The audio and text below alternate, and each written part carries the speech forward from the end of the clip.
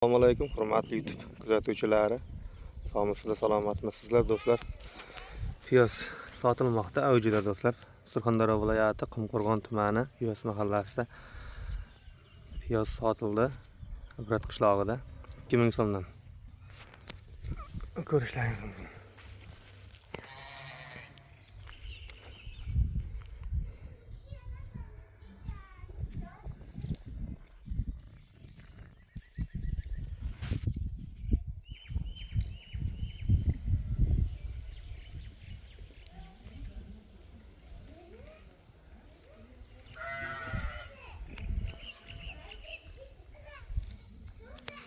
Barakasini bersin.